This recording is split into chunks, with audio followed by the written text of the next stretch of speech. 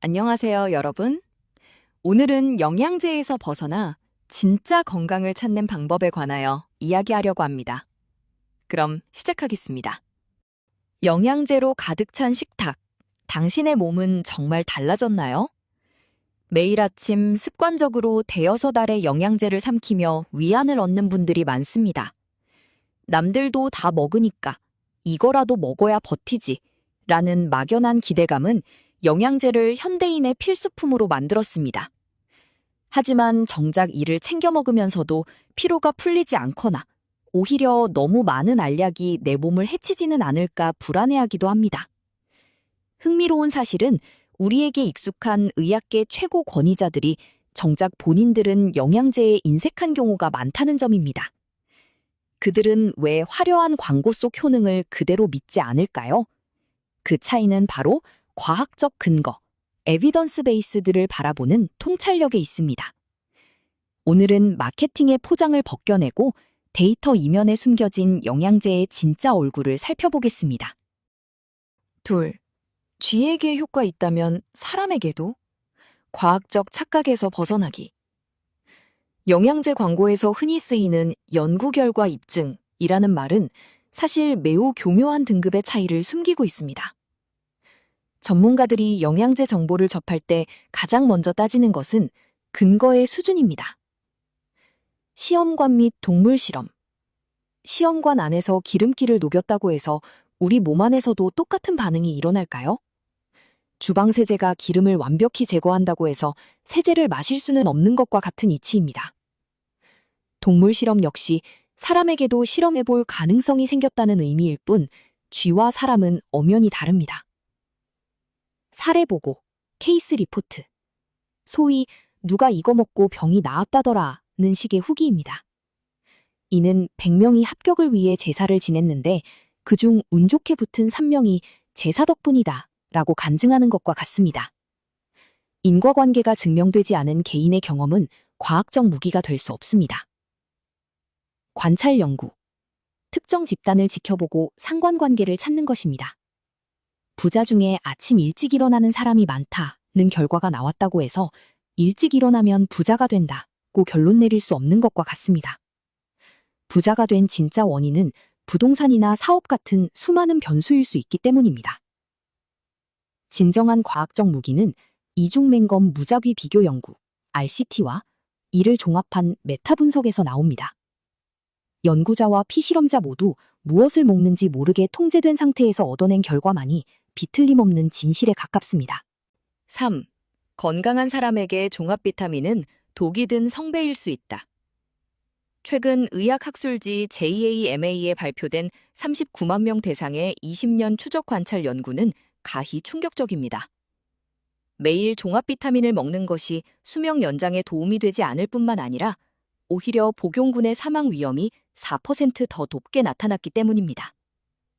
이러한 결과가 나오는 배경에는 영양제 과용과 상호작용의 문제가 있습니다. 특히 지용성인 비타민 A와 E는 체외로 배출되지 않고 축적되어 건강에 악영향을 줄 수 있습니다. 미국 질병예방특별위원회 USPSTF가 건강한 성인에게 이들을 권고하지 않는 이유입니다. 흡연자 주의. 베타카로틴, 비타민 A 전구체, 보충제는 흡연자에게 폐암 발생 위험을 높인다는 강력한 경고가 있습니다. 노인과 철분. 노년층은 영양 불균형을 겪기 쉽지만 철분이 포함된 종합 비타민은 신중해야 합니다. 과도한 철분은 노화를 촉진하고 산화작용을 심화시킬 수 있기 때문입니다. 간 건강의 역설. 알약 하나로 모든 것을 해결하려는 태도는 간에 큰 부담을 줍니다. 종합 영양제에 이미 고함량의 비타민 B군과 아연이 들어있는데 여기에 단일제를 추가로 복용하면 간 수치가 치솟거나 신경계에 무리가 갈 수 있습니다. 4번. 오메가3의 배신, 사금과 금괴를 구별하라.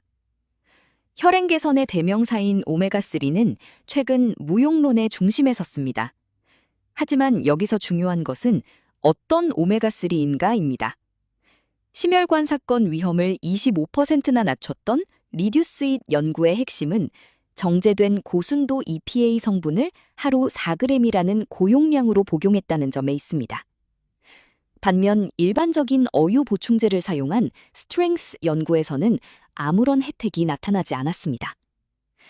비유하자면 시중의 저가형 오메가3는 흙탕물 속에서 사금을 찾는 것과 같고, 연구에서 입증된 고순도 제품은 정제된 금괴와 같습니다. 만약 당신이 중성지방 관리를 위해 오메가3를 선택한다면 단순히 어유인지 아니면 의약품급 고순도 EPA인지, 그리고 그 함량이 충분한지를 반드시 뒷면 라벨에서 확인해야 합니다. 유산균, 만능 방패가 아닌 선택적 도구. 2024년 애드밴시즈 인 뉴트리션의 최신 리뷰에 따르면 유산균은 모든 질병을 막아주는 마법의 탄환이 아닙니다. 이 연구는 유산균이 특정 목적, 항생제 복용 시 장기능 지원, 호흡기 감염 감소, 혹은 여성의 질 및 비뇨기 감염 예방에는 분명한 근거가 있음을 짚어줍니다. 하지만 USPSTF의 엄격한 기준을 적용할 때 질병이 없는 일반 대중 전체가 건강 증진만을 목적으로 매일 유산균을 먹어야 할 충분한 근거는 아직 부족합니다. 즉, 유산균은 내 몸의 특정 필요에 따라 선택적으로 사용하는 도구로 접근하는 것이 과학적으로 타당합니다. 6번. 흡수율을 결정하는 것은 성분이 아니라 시너지와 타이밍이다. 영양제를 먹기로 했다면 흡수율을 극대화해 비싼 소변을 만드는 일을 피해야 합니다. 성분만큼 중요한 것이 복용 가이드입니다. 철분 및 유산균. 아침 공복이 최적입니다. 특히 철분은 비타민 C와 함께 먹으면 흡수율이 비약적으로 상승합니다. 오메가3 및 지용성 비타민 A, D, E, K. 지방 성분과 섞여야 흡수되므로 반드시 식사 직후에 복용하십시오. 칼슘. 저녁 식후에 드세요. 종합 비타민의 철분, 아연과 흡수 통로가 겹치므로 아침은 종합 비타민, 저녁은 칼슘으로 시간을 분리하는 것이 핵심입니다. 주의사항. 커피, 차, 탄닌, 탄산음료는 영양제 흡수를 방해합니다. 영양제 복용 전후 최소 한두 시간의 간격을 두는 것이 좋습니다. 7. 영양제보다 강력한 저위험 고이득의 습관. 우리는 식단 조절이나 운동이라는 고된 과정 대신 알약 하나로 건강을 구매하려 합니다. 하지만 과학은 말합니다. 영양제는 부족한 부분을 잠시 메우는 보조제일 뿐 근본적인 해결책이 될 수 없다고 말이죠.